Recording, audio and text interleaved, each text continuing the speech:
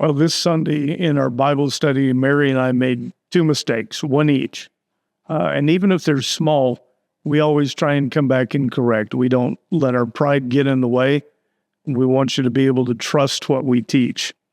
The lesson was on an encounter on the road to Emmaus. If you were here, you know what it's about. But in process, it starts out saying there were two men on the road from Jerusalem to Emmaus. One of them was named Cleopas.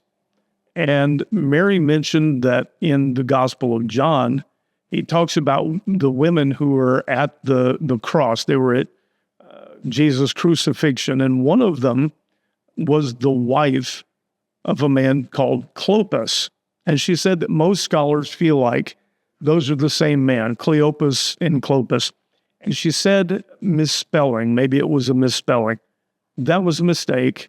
Most scholars think they're the same person, but not because of a misspelling, and I'll get to that. The other one was the two men come back with, they've seen a risen Jesus, and they go back to Jerusalem to tell people. And the 11, the 12th is now deceased, but the 11 were in a room discussing the fact that Jesus had revealed himself to someone named Simon. And I said it was Simon Peter. Most scholars believe it was Simon Peter. We don't know that it was Simon Peter. It says Simon. So is that a mistake? Yeah, it's a mistake. I need to tell you, most scholars believe. I'm not responsible for what most scholars teach, but I am responsible for what I say. But there's something to be learned here. In fact, there's some really important things. And they're going to go a couple of layers deep. Stick with me. It's worthwhile. So we're going to go back to the name. We're going to go back to Cleopas versus Clopas.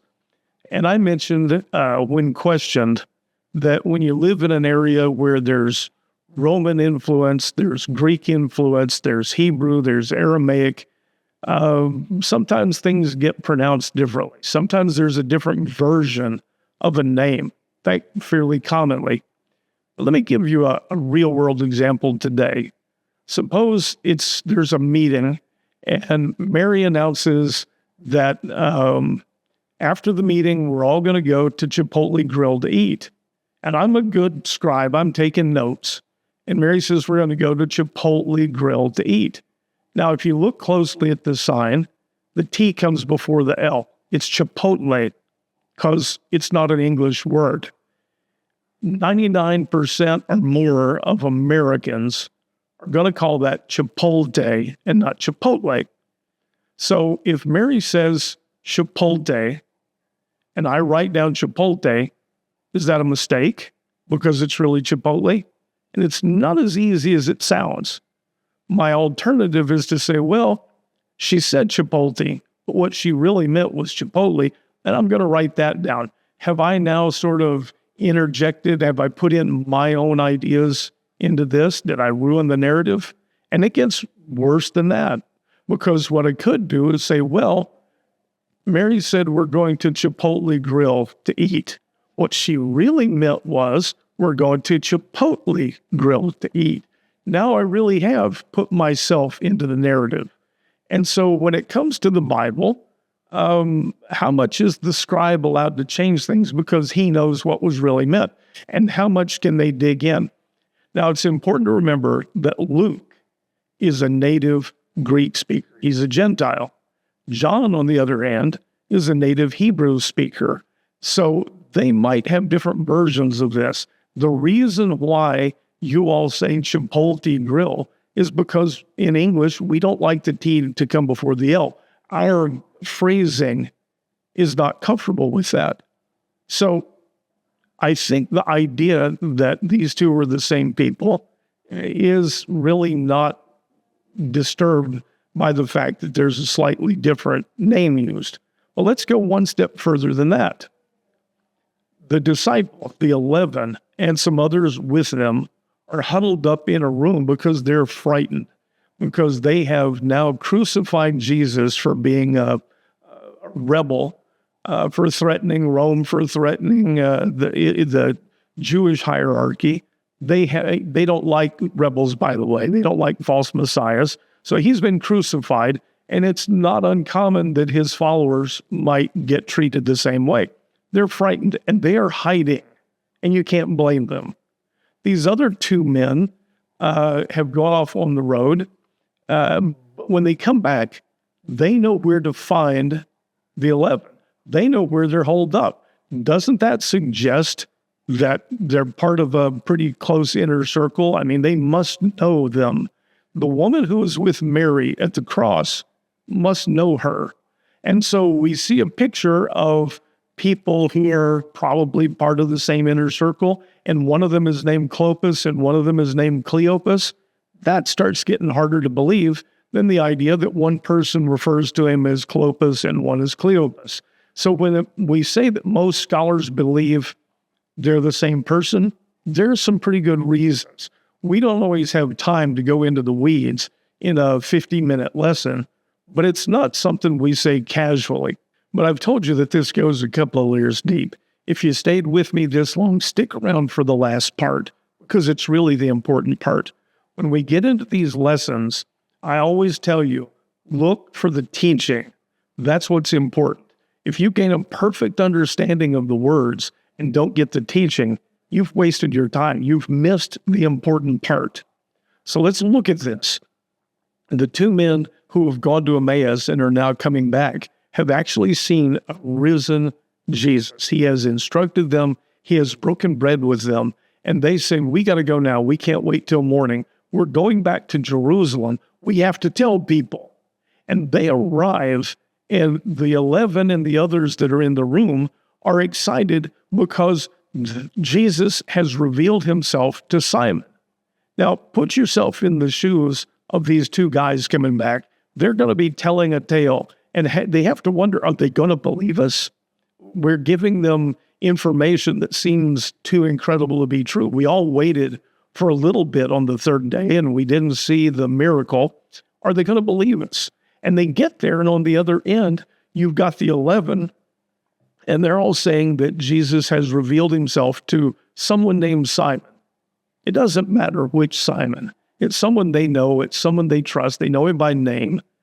And they have to wonder, is anybody going to believe us? And while they're discussing it, these other two show up with a similar story, the same story in a different place. Do you see the teaching? Do you see that it really doesn't matter if Clopas and Cleopas are the same person? And it really doesn't matter if the person that Jesus revealed himself to is Simon Peter or Simon the Zealot or somebody else. The teaching is that they are now beginning to get confirmation that Jesus is real, that he has overcome death, and he's back with them. Don't miss the teaching. And I'm going to go one step further. There are people all over the world, all over the internet especially, who do nothing but try and debunk the Bible, debunk Christianity, and they cheat. A lot of them have PhDs, and they're either lazy and sloppy, or they want to manipulate things, and so they tend to leave out the important parts. They make false equivalences. If you go down a list of logical fallacy, they use them.